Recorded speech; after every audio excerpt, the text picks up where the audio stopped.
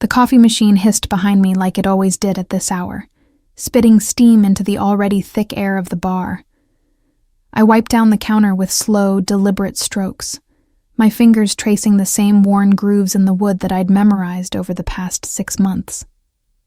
The rag was damp and smelled faintly of bleach mixed with stale beer, a scent that had seeped into my skin, my clothes, my dreams. Outside, the neon signs of Busan's back alleys flickered in erratic patterns, casting red and blue shadows through the grimy windows. The hum of distant traffic blended with the low murmur of late-night conversations, punctuated occasionally by the sharp clink of glass against glass. It was 22:47, 13 minutes until he arrived. I didn't need to check the clock on the wall, the one with the cracked face and hands that always ran 2 minutes slow. My body had learned his rhythm better than any timepiece. My pulse would quicken slightly around this time, a Pavlovian response I'd tried to ignore but couldn't shake.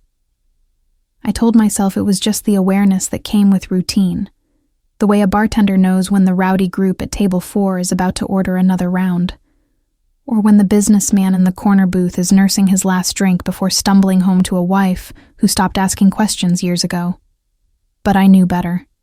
The door creaked open at 22:51, early by his standards. I didn't look up immediately.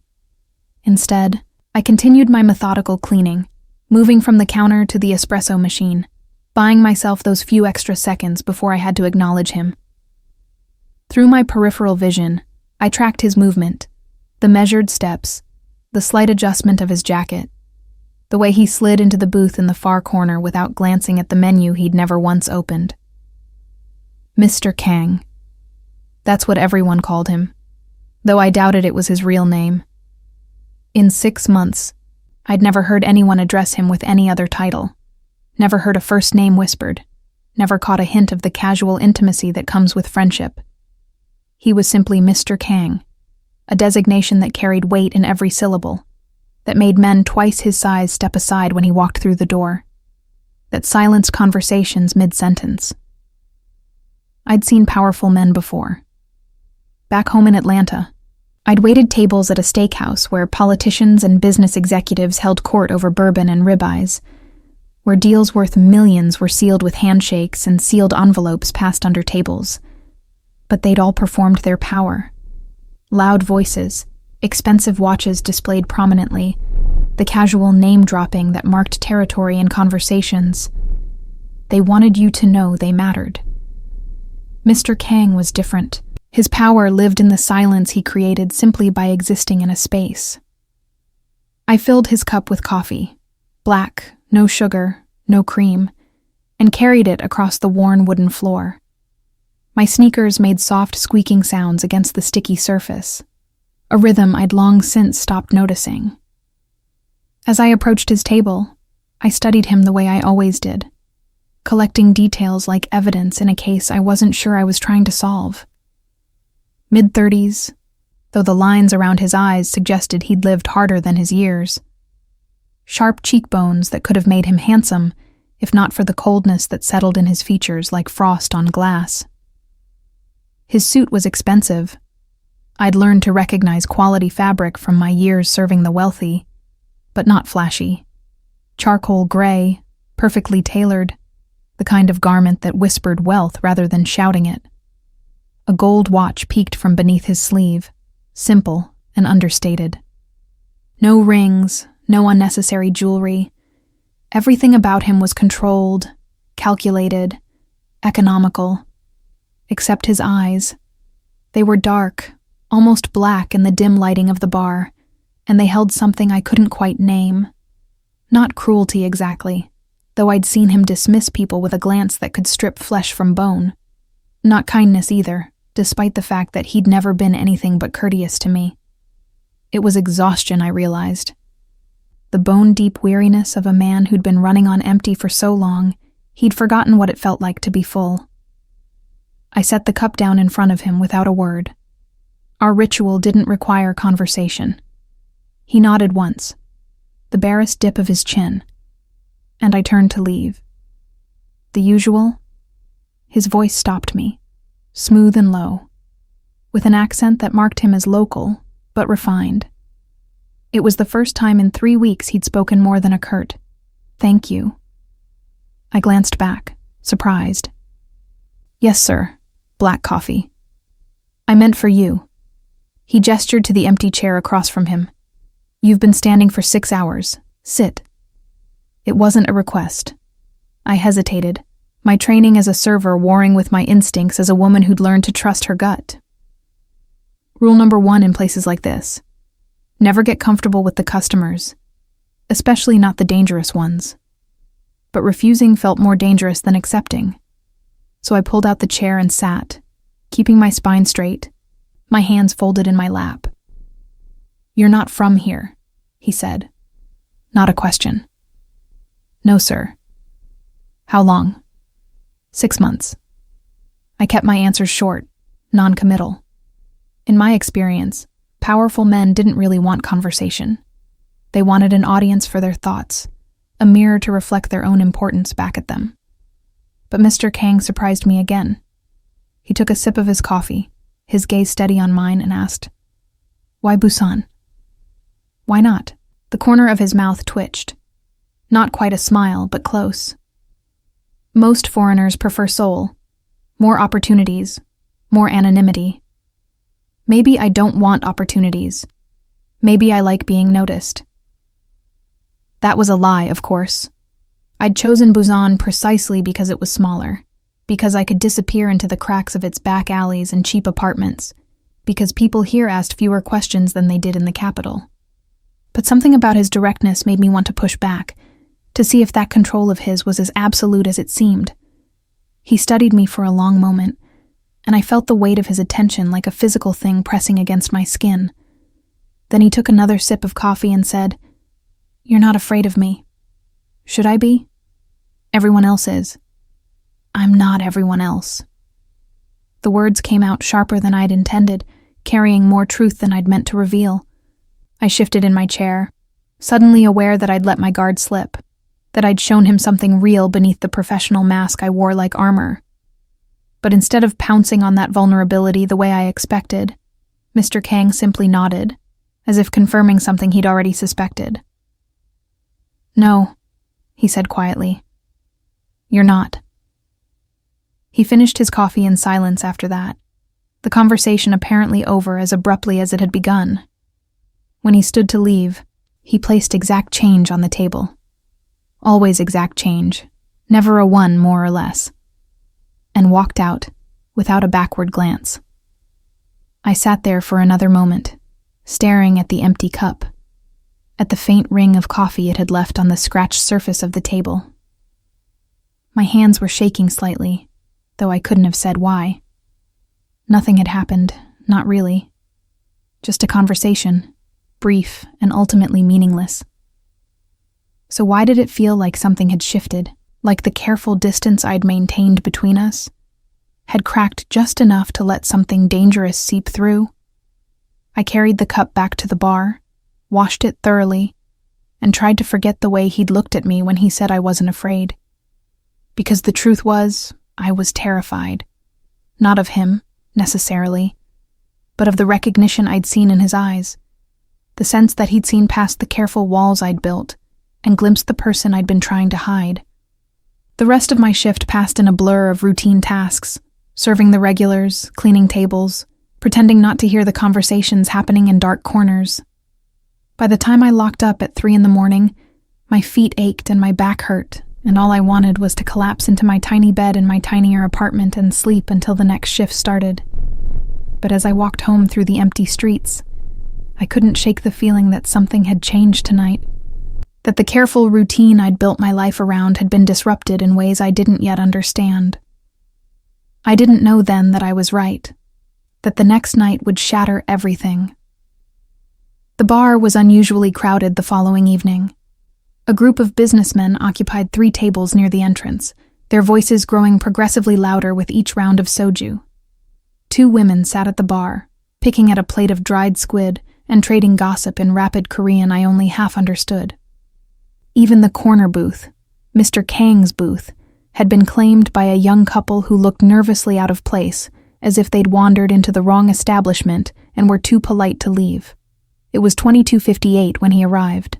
The door opened, and the temperature in the room seemed to drop several degrees. Conversations didn't stop exactly, but they softened, became more cautious. The businessman's laughter turned forced. The couple in his booth looked up, saw him, and immediately began gathering their things with fumbling hands and whispered apologies. Mr. Kang waited by the entrance with the patience of someone who'd never had to ask twice for anything.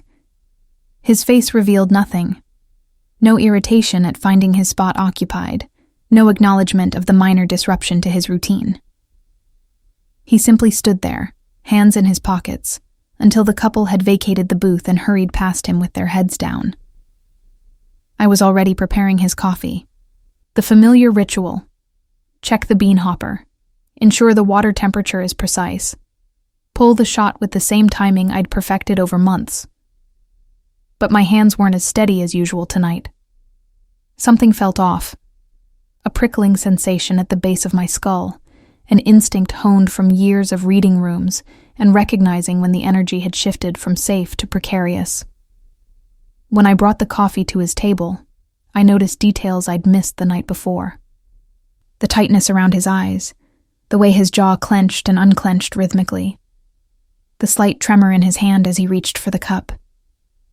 These were small things, barely visible, but I'd made a career of observing people, of noticing the micro-expressions that revealed what words concealed. He looked tired. No, beyond tired. He looked like a man barely holding himself together. "Are you all right, sir?" The question escaped before I could stop it, violating our unspoken agreement to keep interactions minimal and professional. His eyes snapped to mine, and for a moment, I saw something raw in them. Surprise, maybe, or annoyance at being perceived so clearly. But it passed quickly, shuttered behind his usual control. "I'm fine." "Of course." I started to turn away. "Wait." His hand shot out, not touching me but creating a barrier. "Sit, please." The please surprised me more than the command. I hesitated, then lowered myself into the chair across from him again, acutely aware that we'd drawn the attention of several patrons. Being singled out twice by Mr. Kang in as many nights would fuel gossip, would make me memorable in ways that contradicted everything I'd tried to achieve by working in this anonymous dive bar. He didn't speak immediately. Instead, he pulled a small pill bottle from his jacket pocket and shook 2 white tablets into his palm. I watched as he swallowed them dry, chasing them with coffee. "Headache?" I asked, though I suspected it was more than that. "Something like that." He set the cup down with deliberate care, as if afraid he might shatter it. "Do you believe in fate?"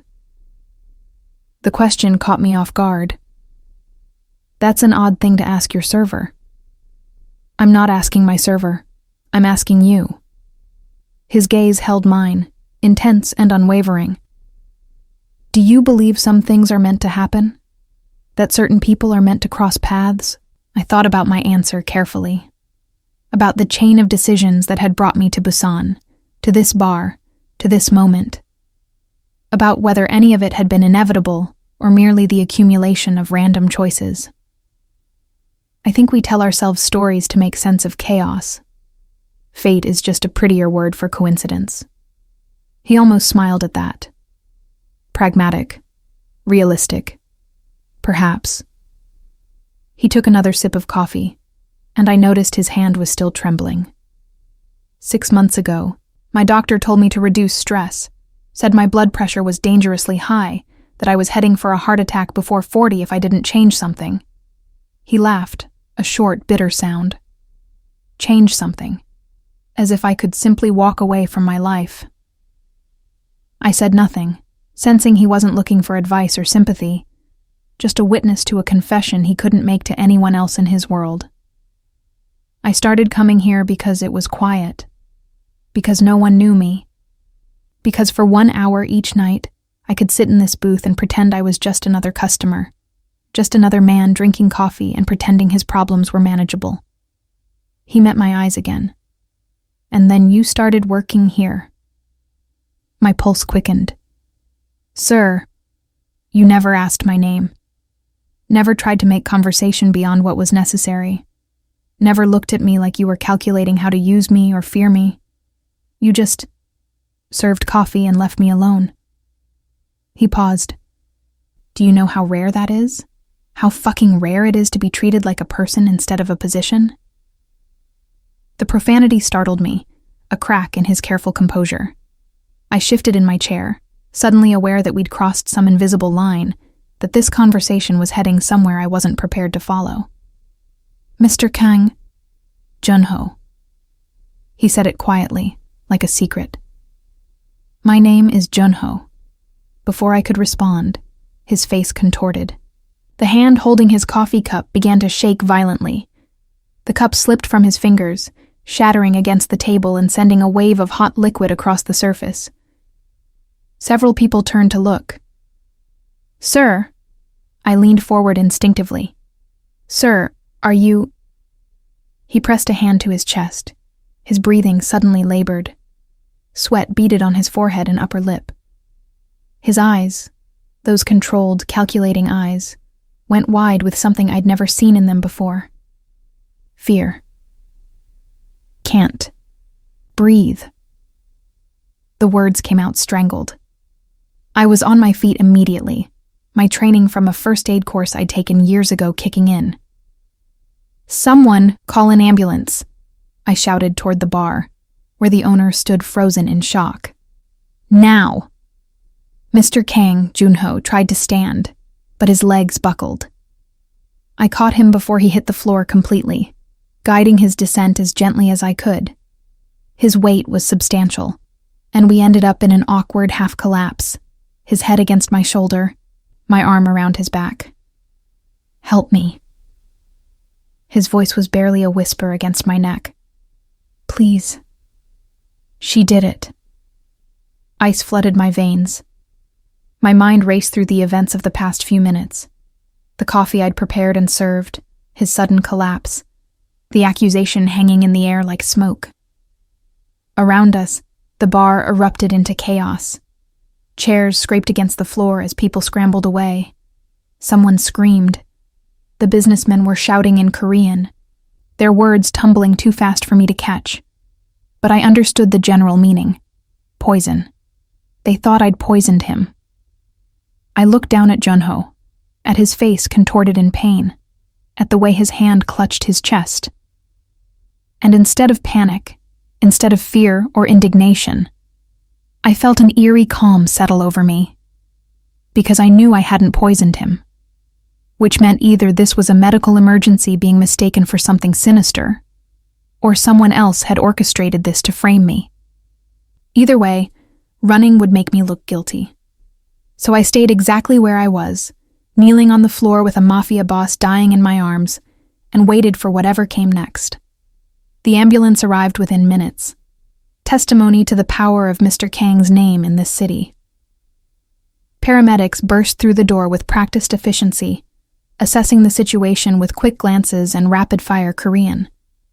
One of them, a woman with short hair and steady hands, knelt beside us. What happened? She asked in English, surprising me. He collapsed, couldn't breathe, said his chest hurt. I rattled off the symptoms clinically, trying to distance myself from the emotional weight of the situation. She nodded, already checking his vitals. Pulse is erratic, blood pressure sky high, possible cardiac event. She looked at me directly. Did he ingest anything unusual? Just coffee, the same coffee he has every night. Medications? He took pills, from a bottle, right before... I gestured helplessly at his collapsed form. The paramedic's eyes sharpened. What kind of pills? I don't know. White. Small. He took 2. She exchanged a glance with her partner, something passing between them that I couldn't interpret. They loaded Junho onto a stretcher with efficient movements, securing straps, attaching monitors. His eyes fluttered open once, finding mine with such intensity that I felt it like a physical touch. He tried to speak, but the oxygen mask prevented it. His hand reached out, grasping weakly at the air between us. I don't know why I did it. Instinct, compassion, stupidity. But I took his hand and squeezed gently. "You'll be fine," I said, with more confidence than I felt. "You'll be fine." They wheeled him out, and suddenly I was standing alone in the middle of the bar with every eye on me. The weight of their suspicion was suffocating. The bar owner approached slowly, his face unreadable. "You should go," he said quietly in English. "Go home. Don't come back." "I didn't do anything." "Doesn't matter. They'll think you did. They'll come asking questions. Better if you're not here." He was right, of course. In the world Mr. Kang inhabited, guilt and innocence were less important than perception. And right now, perception had me marked as the woman who'd nearly killed him. I grabbed my jacket from behind the bar and walked out into the Busan night, my mind racing. I needed to disappear, to put distance between myself and whatever investigation would inevitably follow. I'd done it before, reinvented myself, started over in a new city with a new name and new story.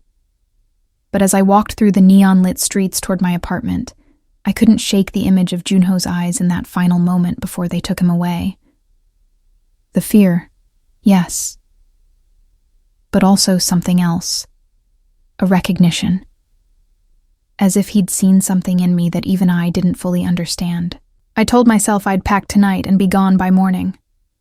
Told myself this was just another close call in a life full of them.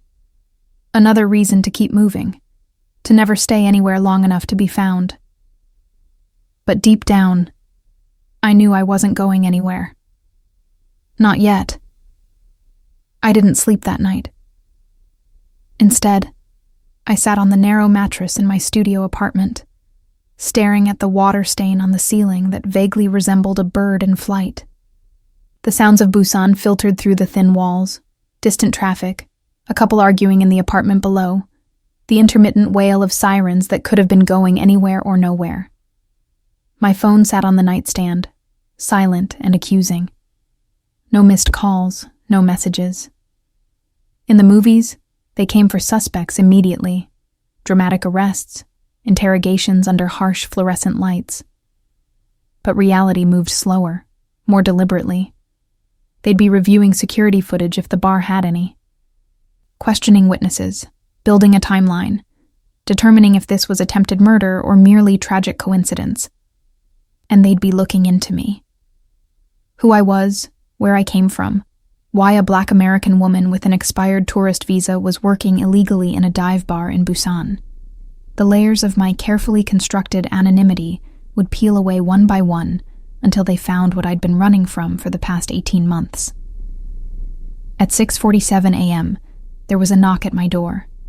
Firm, authoritative, the kind of knock that says you already know who it is and why they're here. I opened it to find a man in a well-tailored suit, probably mid-40s, with the kind of face that had seen too much to be surprised by anything. Behind him stood two uniformed officers, their expressions neutral but ready. "Miss Jackson?" He used the name from my false passport, the one I'd paid too much for in Atlanta before running. "Detective Park Min-ho. I have some questions about last night." Of course. I stepped aside to let them in, because refusing would only confirm suspicions.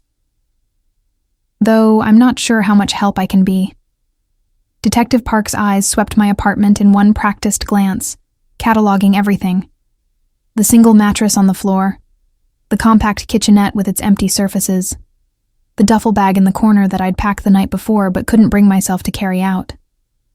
A runner's apartment. Somewhere you could leave in under 5 minutes if necessary. He noticed the bag. I saw the slight narrowing of his eyes, the way his hand drifted toward his pocket, probably where he kept his handcuffs. But instead of commenting, he pulled out a small notepad and pen. "How long have you worked at the bar?"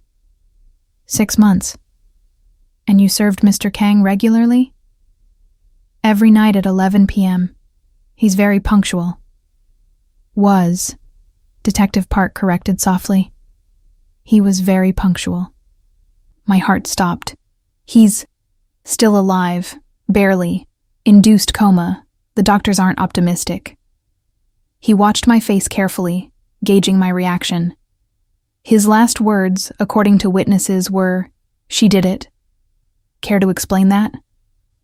I kept my expression neutral, channeling years of practice at hiding emotions. I can't explain what he meant. I served him the same coffee I serve every night. Nothing different, nothing added. And the pills he took? I don't know what they were. He pulled them from his pocket and swallowed them. I assumed they were prescribed. Detective Park made a note, his pen scratching against paper in the quiet apartment. Security footage shows you sitting with him. Unusual for a server, isn't it? To sit with customers. He asked me to, both nights. Both nights? His eyebrow raised fractionally. So you had a relationship with him? The question was a trap. Any answer could be twisted. He was a regular customer who occasionally wanted company while he drank his coffee. That's the extent of our relationship. Witnesses say he seemed agitated, that he took pills and then collapsed shortly after. They say you showed no surprise, no panic, just calm. Detective Park tilted his head, studying me like a particularly interesting puzzle. Most people would panic if someone died in their arms. You didn't. I've seen emergencies before. Panic doesn't help. Where? I'd walked into that one. Any detail I gave would be checked, verified, cross-referenced. I worked in a hospital, years ago, in the States. It was partially true. I'd been a nursing assistant for 8 months in Atlanta before everything fell apart. Close enough to the truth that they might not dig deeper. Far enough from it that they couldn't trace my real identity. Detective Park made another note. Then he looked up, and his expression softened almost imperceptibly. "Miss Jackson, I'm going to be direct with you. Mr. Kang is a very important man. Very dangerous, very connected. If he dies, there will be people who want answers. People who won't wait for an investigation to conclude. Do you understand what I'm saying?" I understood perfectly. He was warning me that due process and legal protection wouldn't matter if Junho died. That his people would come for me, and there was nothing the Busan Police Department could do to stop them. I didn't hurt him, I said quietly. I had no reason to hurt him. Everyone has reasons. The question is whether yours were strong enough. He closed his notepad and stood. Don't leave Busan. We'll have more questions. After they left, I sat back down on the mattress and tried to think clearly. I could run. Should run. Take the packed bag, find a bus station, disappear into another city, another identity. But Detective Park's warning echoed in my mind. If I ran, I'd look guilty. And if Junho died while I looked guilty, I wouldn't make it very far before his people found me. My phone rang, startling me out of my thoughts. Unknown number. I stared at it for 3 rings before answering. Hello? Miss Jackson. The voice was female, mature, with the kind of authority that comes from years of being obeyed without question. My name is Choi Yun-hee. I'm Mr. Kang's associate. We need to talk. I already spoke to the police. This isn't about the police. This is about whether you live through the week. The threat was delivered calmly, as if discussing the weather. There's a coffee shop on Haeundae Beach, the blue one. Be there in 1 hour. Come alone. The line went dead before I could respond. I sat there holding my silent phone, weighing options that all led to bad outcomes. Meeting a criminal associate alone seemed monumentally stupid, but not meeting her seemed like a guaranteed death sentence. At least if I went, I might learn something useful.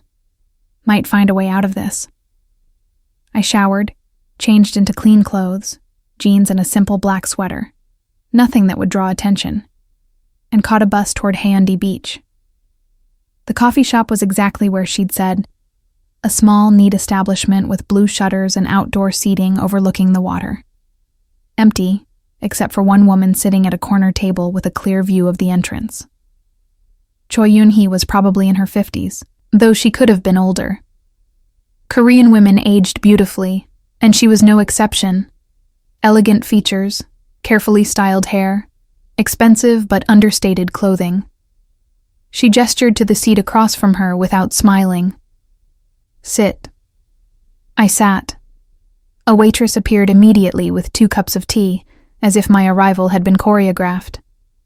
Yoon-hee waited until we were alone before speaking. You're wondering why I wanted to meet. Among other things, Junho is like a son to me. I've known him since he was a boy, before he became what he is now, before this life consumed him completely. She took a delicate sip of her tea. So when I say I want to know what happened last night, understand that I'm not asking as his associate. I'm asking as someone who loves him. The vulnerability in her voice caught me off guard. I'd expected threats, intimidation, not this raw honesty. I don't know what happened, I said carefully. He took pills, drank coffee, and collapsed. That's all I know. The pills were his blood pressure medication. He's been taking them for years, mixing them with alcohol and stimulants to keep functioning. His doctors have warned him repeatedly that the combination is lethal. Yoon-hee's gaze was piercing. But Junho doesn't listen. He pushes himself past human limits because he believes he has to, because stopping feels like weakness. So it wasn't poison. No, it was a man slowly killing himself, and finally reaching the breaking point. She set down her cup. But here's what you need to understand. The men who work for Junho don't know that. They only know he collapsed after you served him coffee, after he spoke your name. They're looking for you right now. And when they find you, they won't ask questions first. The implication hung in the air like a guillotine blade. So, what do you want from me? I want you to disappear. Not because you're guilty, but because you're not. And Junho would never forgive me if I let his people kill an innocent woman. She pulled an envelope from her purse and slid it across the table. 50 million won. Enough to start over somewhere far from here. There's also a new passport. Better quality than the one you have now. And contact information for people who can help you establish a new identity. I stared at the envelope, not touching it. Why would you help me? You don't even know me. Because Junho talked about you. Yoon-hee's smile was sad. In the hospital before they sedated him, he kept asking if you were safe. Kept saying, she did it. Not as an accusation, but as if he was trying to tell someone that you'd done something important. Something that mattered. Her words echoed in my mind, mixing with the memory of Junho's eyes in those final moments before the ambulance took him away. The recognition I'd seen there. The fear, yes, but also something that looked almost like relief. I can't take this, I said, pushing the envelope back toward her. If I run now, I'll be looking over my shoulder forever. They'll always wonder, always suspect. Then what will you do? I didn't have a good answer. Just a conviction that running would solve nothing, would only confirm the narrative that I was guilty of something. If not poisoning, then at least cowardice. I need to see him, I heard myself say. I need to, I don't know, understand what he meant. Yoon-hee studied me for a long moment, and I could see the calculations happening behind her eyes. Finally, she nodded once, as if coming to a decision. The hospital is too risky, too many of his men watching, but there might be another way. She pulled out her phone and typed rapidly. I'm sending you an address. Go there tonight at 9. There's someone who wants to meet you. Someone who might have answers. Who? Junho's brother. She stood, leaving money on the table for the tea. Be careful, Miss Jackson. You've stumbled into a world where truth matters less than power. And right now, the powerful want someone to blame. She left before I could ask more questions, disappearing into the Busan afternoon like smoke. I sat there alone, staring at the envelope she'd left behind, at the passport and money and chance to run that I knew I wouldn't take. Because Yoon-hee was right. I'd stumbled into something. But it wasn't just about blame or guilt or survival anymore. It was about a man who'd sat in a booth every night at 11 p.m., drinking coffee and pretending he was normal. Who'd asked about fate and looked at me like I was the only person in the world who saw him as human rather than position. Who'd died, or nearly died, with my name on his lips. I needed to know why, and I was willing to risk everything to find out. The address Yoon-hee sent led to a neighborhood in northern Busan I'd never visited. Expensive, quiet, the kind of place where money whispered instead of shouted. Multi-story homes with manicured gardens, streets clean enough to eat off. The air itself seemed different here, as if wealth filtered out the ordinary grit of urban life. I arrived at 8:53 p.m., 7 minutes early. The house matched its surroundings, elegant without being ostentatious, traditional Korean architecture blended with modern amenities. A low wall surrounded the property, and a gate stood open as if expecting me. I'd barely crossed the threshold when a man emerged from the front door. Younger than Jun-ho by perhaps 5 years. But the family resemblance was unmistakable. Same sharp cheekbones, same intensity in his dark eyes.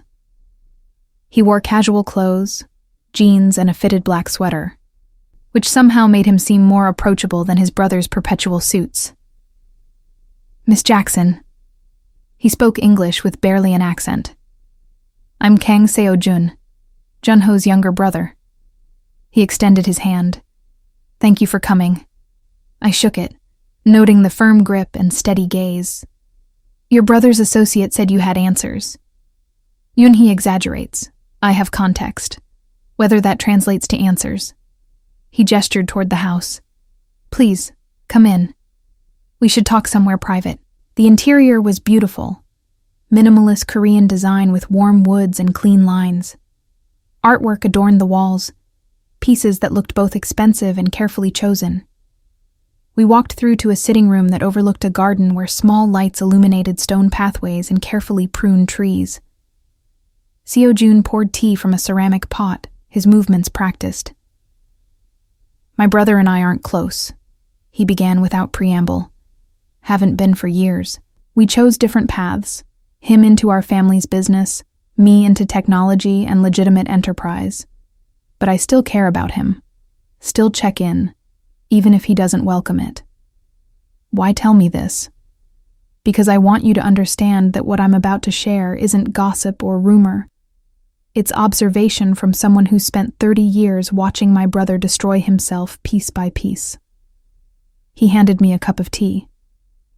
Jun-ho has been dying for a decade. Not from poison or violence, from the weight of being who he is. I wrapped my hands around the warm cup, letting the heat ground me. I don't understand. Our father built an empire on violence and fear.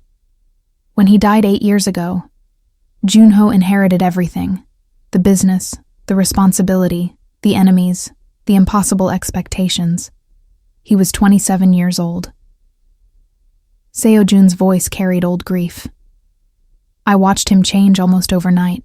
The brother I knew, the one who loved art and philosophy, who dreamed of studying literature.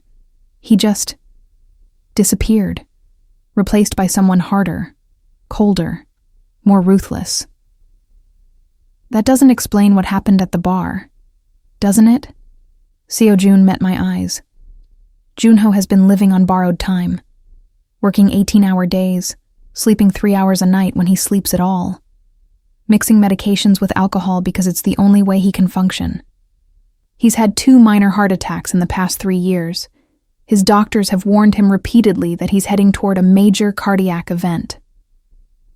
The pieces were starting to align. So last night was inevitable, just a matter of when and where.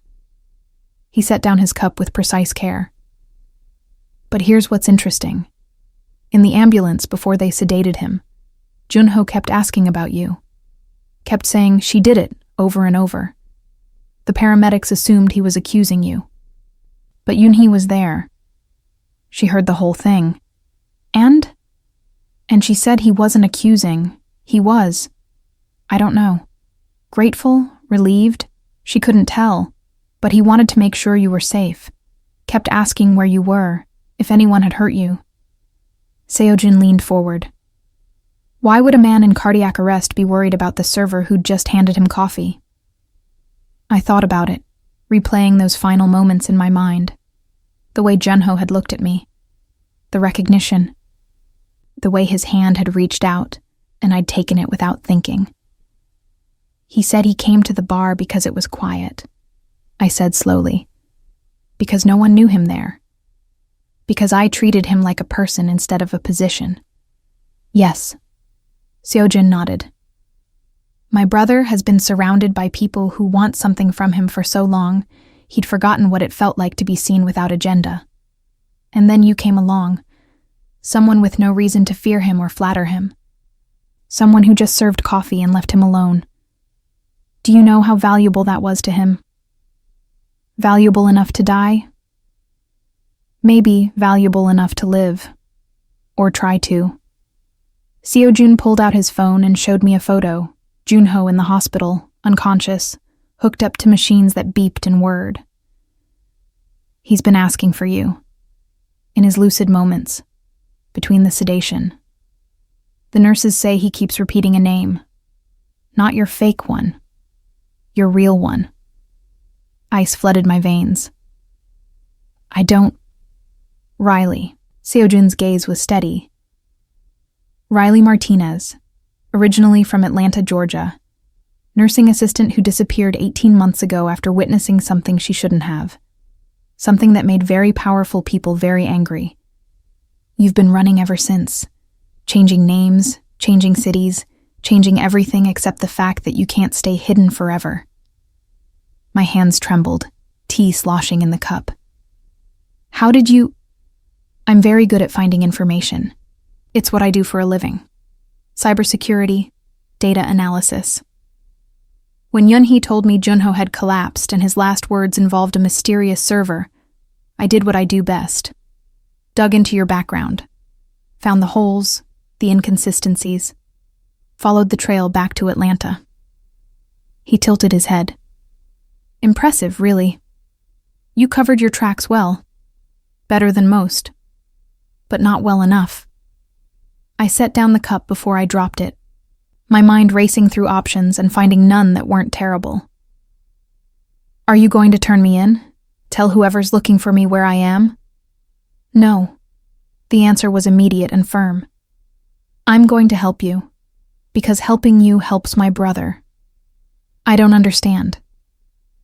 Junho is dying, not just physically, spiritually, emotionally. He's been hollowed out by this life until there's almost nothing left of the person he used to be.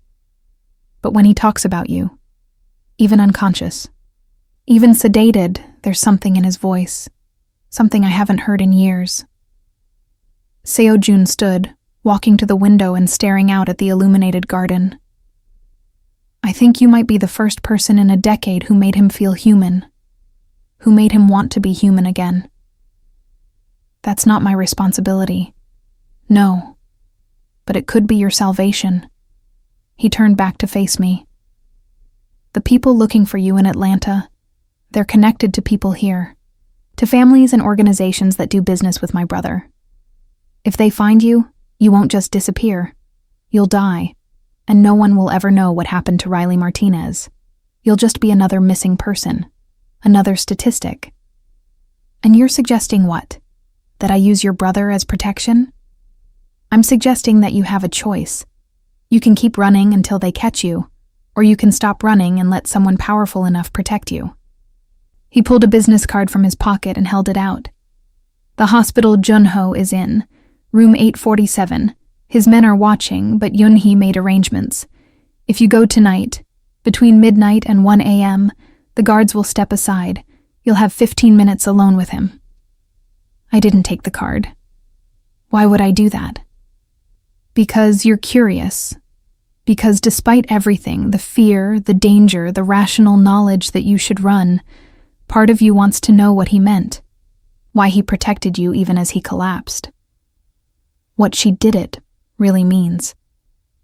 Seojun's smile was sad. I know that look. I've seen it before. You're already caught, Riley. Not by his power or his people, by the question of whether someone could actually see you, the real you, and not turn away. He was right. And I hated that he was right. Because beneath the fear and self-preservation instinct and years of running, there was a part of me that wanted answers. That wanted to know if the recognition I'd seen in Junho's eyes was real or just my desperate projection. I took the card. "Midnight to 1 a.m., Seo-jun repeated. 15 minutes. Use them wisely." I left his house with more questions than I'd arrived with, the business card burning a hole in my pocket. The bus ride back to my apartment was a blur of neon lights and my own spiraling thoughts. Could I really trust Seo-jun? Could I trust Yoon-hee? Could I trust anyone in this world that Junho inhabited? But the bigger question, the one I couldn't avoid no matter how hard I tried, was whether I could trust myself. Whether I could walk into that hospital room and see Junho hooked up to machines and remain objective. Whether I could resist the pull of someone who'd looked at me and seen past all the carefully constructed lies to the frightened woman underneath. At 11:47 p.m., I stood outside the hospital. It was a private facility, the kind where celebrities and politicians went for their cosmetic surgeries and discreet medical emergencies. Security was tight, cameras everywhere, staff moving with the brisk efficiency of people who understood that patient privacy was paramount. I approached the main entrance at exactly midnight. A security guard glanced at me, then at his computer screen, then nodded almost imperceptibly. Seo-jun had been as good as his word. Room 847 was on the 8th floor, down a quiet corridor where the lighting was dimmed, and the only sound was the soft beeping of monitors and the hushed conversations of night shift nurses. 2 men stood outside the door, large, dangerous-looking, the kind who resolved problems with violence. They watched me approach with expressions that promised pain, but when I reached the door, they stepped aside without a word. I entered the room alone. The machines were the first thing I noticed. An orchestra of beeps and hums, measuring heartbeat and oxygen, and a dozen other vital signs I only half understood. Tubes snaked from bags of clear fluid to Junho's arms. A breathing tube had been removed, but the oxygen cannula remained, twin prongs feeding him air. The hospital gown made him look smaller than he was, more vulnerable, less like the man who'd commanded a booth in a dive bar with nothing but presence. I stood in the doorway, unable to take that final step across the threshold. Because walking in meant commitment, meant acknowledging that I cared about the outcome of this, that I had a stake in whether this man lived or died. His eyes opened. I froze. The doctors had said he was sedated, that he might not wake. But there he was, looking at me with the same intensity I remembered, though now it was filtered through pain and medication, an exhaustion so profound it seemed to emanate from his very bones. Riley.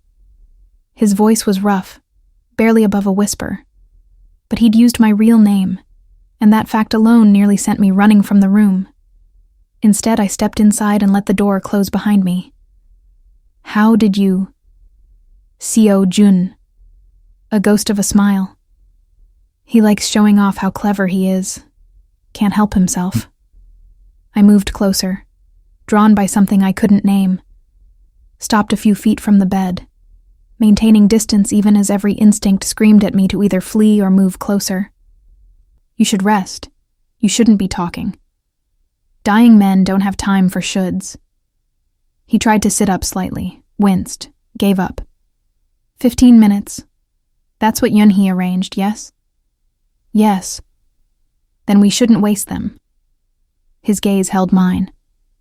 I owe you an explanation. You don't owe me anything, don't I? Something flickered in his eyes.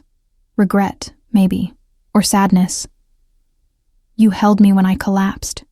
Took my hand even though everyone in that bar was convinced you'd poisoned me. Stayed calm when you could have run. Why? I didn't have a good answer.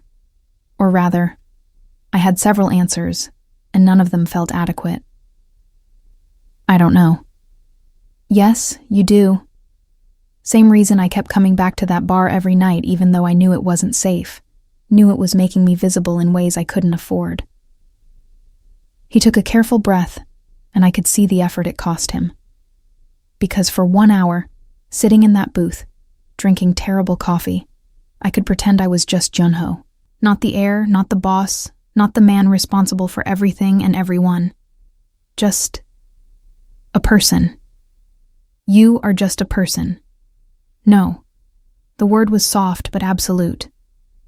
I stopped being just a person at 27, became a position, a function, a necessary evil. People look at me and see what I can give them or what I can take away. No one sees. Me. I thought about Seo-jun's words, that Junho had been dying for years, hollowed out by a life that demanded everything and gave nothing back. Looking at him now, vulnerable in a way he'd probably never allowed himself to be, I could see the truth of it. What did you mean? The question escaped before I could stop it. When you said she did it, what did I do? Junho's laugh was hollow. You saw me, actually saw me, not the reputation or the power or the danger. You looked at me like I was worth something beyond what I could provide.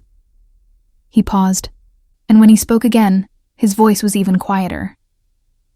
Do you know how rare that is? How fucking lonely it is to realize no one in your life sees you as anything more than a tool or a threat? So I didn't poison you. No. I poisoned myself. Been doing it for years. Pills and alcohol and sleepless nights and stress that would kill most men in months. My doctors have been warning me for 3 years that I was heading toward this. I just didn't care enough to stop. His eyes found mine again. But that night, sitting across from you, I wanted to stop. Wanted to imagine a life where I could be just Junho, where someone might care about that person instead of the position. The honesty in his words was devastating. I'd spent 18 months running, hiding, building walls to keep everyone at a distance. And here was a man who'd been doing the same thing for entirely different reasons, trapped in a prison of power and expectation. Why tell me this? I asked. Why not just let me disappear like everyone thinks I should? Because I'm tired of disappearing people. Tired of being the reason people run or hide or pretend to be something they're not. He reached out slowly, giving me time to pull away. When I didn't, his hand found mine. His grip was weak but warm. You're running from something. Someone. Seo-jun didn't tell me details, but I can read it in the way you move, the way you watch exits, the way you built a life that could be abandoned in minutes. We're both ghosts, Riley. The difference is, I can't run from what haunts me, but maybe I can help you run from what haunts you. I don't want your help. I don't want anyone's help. Yes, you do. You just don't trust it. His thumb traced small circles on the back of my hand. I have resources, people, connections that span half the world. The people looking for you in Atlanta? I can make them stop looking. Can make you disappear so completely they'll think you never existed. Can give you a life where you don't have to run anymore. It was tempting. God, it was tempting. The promise of safety, of stability, of finally being able to stop looking over my shoulder. But nothing came without a price. What would you want in return? Honestly, Junho's smile was sad. Just to know that somewhere in this world, there's a person who sees me as human, who remembers that Junho existed before he became Mr. Kang. That's all. No obligations, no expectations. Just, remember me. The machines beeped steadily, marking time we didn't have. My 15 minutes were almost up. Soon the guards outside would step back into position, and I'd be ushered out. And this moment, this strange, vulnerable, impossible moment, would end. I should go, I said, though I didn't move to leave. You should stay. His grip on my hand tightened fractionally. Not here, not in Busan, but somewhere safe. Let me help you, Riley. Let me do something good with this power I hate so much. Why does it matter? Why do I matter? Because you held my hand. He said it simply, as if it explained everything. And maybe it did. Because when I was dying, or thought I was dying, the only thing I could think about was whether you'd be safe, whether they'd blame you, whether I'd been the reason another person's life got destroyed, and I couldn't bear it. Can't bear it. I looked at him, really looked, past the expensive suit replaced by a hospital gown, past the reputation and power and danger. Saw a man who'd been given everything except the one thing that mattered, the freedom to be himself. I'm not a good person, I heard myself say. The reason I'm running, the thing I saw in Atlanta, I didn't do the right thing. I ran instead of reporting it. People might have gotten hurt because I was too afraid to speak up. Then we match. Junho's smile was genuine this time, though touched with sadness. I've done terrible things, hurt people, made choices that haunt me every time I close my eyes. We're both just trying to survive the consequences of our decisions. The door opened. A nurse poked her head in, her expression apologetic. I'm sorry, but visiting hours... 5 more minutes, Junho said quietly. But the command in his voice was unmistakable. Please. The nurse nodded and withdrew, closing the door softly. What happens now? I asked. You get better or don't. I go back to my apartment. The investigation continues. Life moves forward. Or, Junho said carefully, you let me help you. And maybe, just maybe, we both find a way to stop running. I looked at our joined hands, at the monitors measuring his failing body, at the vulnerability in his eyes that I suspected few people ever saw. And I thought about Seo Jun's words. You're already caught. Not by his power or his people, but by the question of whether someone could see you and not turn away. I need time, I said finally. To think. To figure out if I can trust this. Take all the time you need. But Riley... He squeezed my hand one last time. Don't run just because you're scared. Run if you genuinely want to leave. But if you're running because you think you don't deserve to be seen, to be safe, to be cared about, then maybe that's worth staying for. The nurse appeared again, more insistent this time. My 15 minutes were up. I pulled my hand free gently, already feeling the loss of that small connection.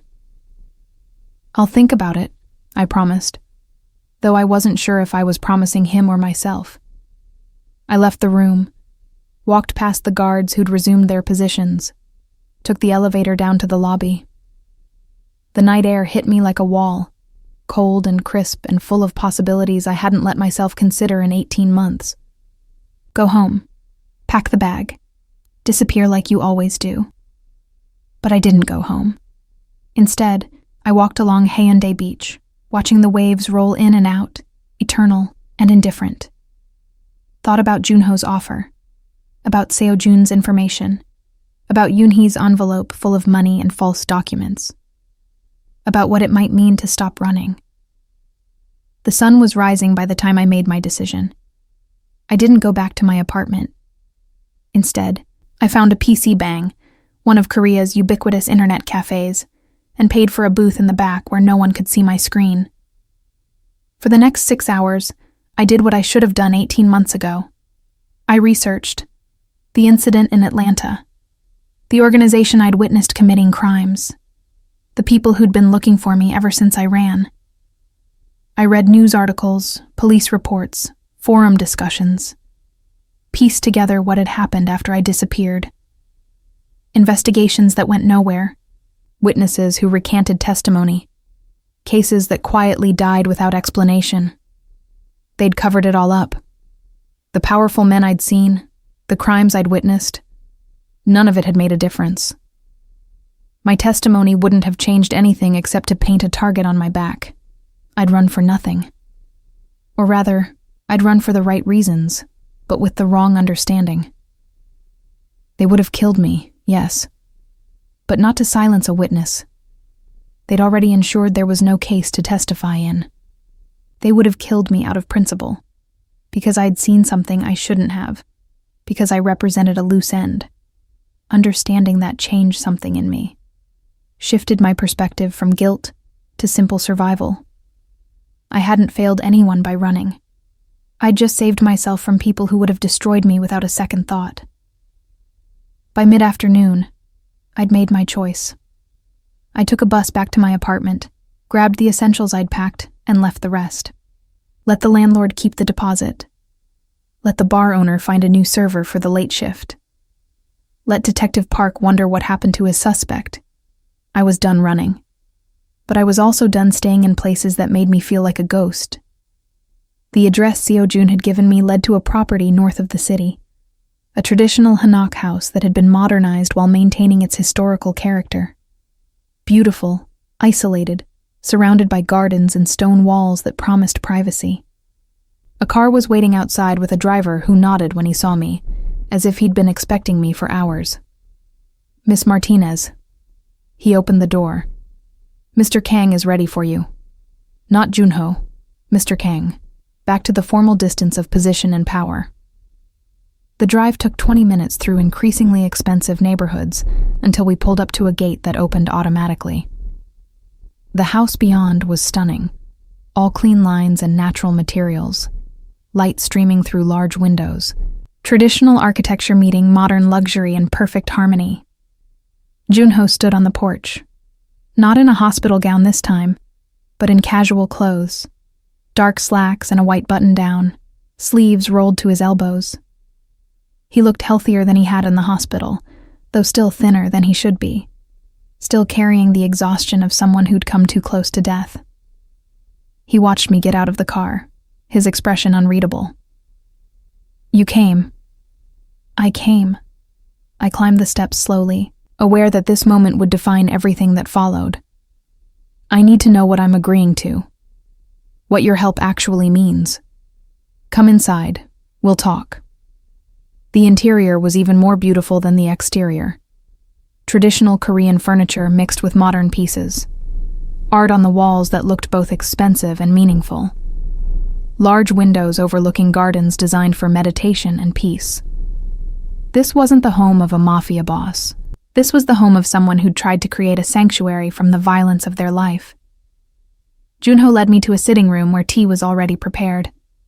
We sat across from each other. Not the forced proximity of a hospital room, but the careful distance of two people negotiating terms. "The people looking for you in Atlanta," he began without preamble. "They're connected to the Moretti family. Mid-level organized crime, mostly smuggling and money laundering. They work with several Korean organizations, including rivals of mine." "How do you know this?" "Because I know everything that happens in my world. It's how I've survived this long." He poured tea with steady hands. "The Morettis put out a contract on you 18 months ago. Nothing major. $50,000 for information leading to your location. Small enough that it wouldn't attract serious attention. Large enough that it stayed active." My blood ran cold. 18 months. They'd been looking this entire time. "I can make the contract disappear," Junho continued. "Can convince the Morettis that you died in an accident in Seoul. Can create documentation, witnesses, a trail so convincing they'll close their file on you. You'll be able to stop running, stop hiding, actually live under your real name again. And what would you want in return? Nothing you're not willing to give." He met my eyes directly. "I'm not asking you to be with me, Riley. I'm not demanding affection or loyalty or anything beyond what you're comfortable offering. I just want." He paused, searching for words. "I want to not be alone in this." "What does that mean?" "It means I want someone who sees me as human, who I can talk to without pretending to be something I'm not, who won't fear me or worship me or try to use me. Just someone real." His hands wrapped around his teacup. "You don't have to live here. Don't have to be anything more than a friend. But if you could occasionally answer when I call, meet me for coffee, remind me that Junho still exists somewhere beneath Mr. Kang, that would be enough." It was the loneliest request I'd ever heard. A man with unlimited power asking for the one thing money couldn't buy: genuine human connection. "I can't promise I'll stay in Korea forever," I said carefully. "I can't promise I won't want to leave eventually, build a life somewhere else. I'm not asking for forever. I'm asking for now, for however long now lasts." He smiled, sad and small. "We're both running from things we can't escape, Riley. Maybe we could run a little slower together, make the journey less isolating." I thought about my 18 months of solitude, of cheap apartments and fake names and the exhausting vigilance of always looking over my shoulder, of the weight of isolation, of never letting anyone close enough to know the truth. And I thought about Junho, dying slowly in a booth at a dive bar, pretending for 1 hour each night that he was something other than the position he'd inherited. "Okay," I heard myself say. "I'll try. No promises beyond that. But I'll try." The relief in his eyes was profound. That's more than I hoped for. We talked for hours after that. Not about business or danger or the practical details of how he'd make my past disappear. Instead, we talked about everything else. Books we'd read, places we'd dreamed of visiting, the small moments of beauty we'd each found in lives that had tried to strip beauty away. He told me about the brother he used to be, the one who'd studied literature and philosophy before his father died. I told him about the nursing assistant who'd wanted to help people before she witnessed something that made helping seem impossible. By the time the sun set, we'd become something we'd both thought impossible. Friends, not lovers, not partners in any romantic sense. Just two people who'd found each other in the wreckage of their respective lives and decided that maybe that was enough. 3 weeks later, Detective Park closed his investigation. The official report stated that Mr. Kang had suffered a cardiac event brought on by pre-existing conditions exacerbated by stress and medication interactions. No foul play suspected. The server mentioned in initial reports was cleared of any involvement. 6 weeks later, the Moretti family received confirmation that Riley Martinez had died in a traffic accident in Seoul. Witnesses provided statements. Hospital records documented treatment and death. A closed casket had been cremated. The contract was satisfied. The file closed. I moved into a small apartment in a quiet neighborhood. Nothing like the luxury of Junho's properties, but clean and safe and mine. Started working at a legitimate cafe, this time under my real name with proper documentation that Seojin's people had arranged. Began building a life that wasn't defined entirely by fear. And once a week, I met Junho for coffee. Not at the dive bar where we'd first connected. That chapter was closed. Instead, we found small places along the beach, tucked away establishments where he could sit without his guards hovering, where for an hour or two he could pretend to be just Junho. We talked about everything and nothing. Some days he was exhausted, the weight of his position pressing down so heavily I could see it in the slope of his shoulders. Other days he seemed lighter, almost hopeful, as if our small friendship had cracked open a window in the prison of his life and let in fresh air. I never asked about his business, never wanted to know the details of what he did, the choices he made, the blood that might be on his hands. That wasn't the Junho I knew. The man I met for coffee once a week was someone different, someone who talked about art and philosophy, who asked thoughtful questions, who looked at me and saw Riley, not a position or a witness or a potential asset. 3 months after I'd held him in that bar, after he'd nearly died in my arms, I brought him a gift. A small plant in a ceramic pot, something green and alive and insistent on growing despite everything. "What's this for?" he asked, studying it with genuine curiosity. "Because you saved me," I said simply. "Not from danger. I probably could have handled that myself eventually. But from running. From believing I didn't deserve to be seen. You gave me permission to stop hiding." He set the plant carefully on the table between us, and when he looked up, his eyes were bright. "You did the same for me, reminded me that Junho still existed, that he was worth remembering." We sat there in comfortable silence, watching the waves roll in and out, two ghosts who'd found each other and decided that maybe being haunted together was better than being alone. I never fully trusted him, never let him all the way in, maintained enough distance that if everything fell apart, I could walk away and survive. But that careful distance became its own kind of relationship, not built on passion or possession, but on mutual recognition. Two people who'd been seen and had chosen, impossibly, not to look away. Was it love? Maybe. A strange kind, built not on romance, but on the rare gift of being truly seen. Was it healthy? Probably not. But it was real. And after years of living behind masks and fake names and carefully constructed lies, real was worth more than perfect. So I stayed. Not forever. I kept that promise to myself. But for now. For however long now lasted. And some days, sitting across from Junho while he smiled at something I'd said, I thought maybe that was enough. Maybe finding someone who saw you and stayed was its own kind of salvation. Even if salvation came with a side of danger and coffee that tasted faintly of liberation.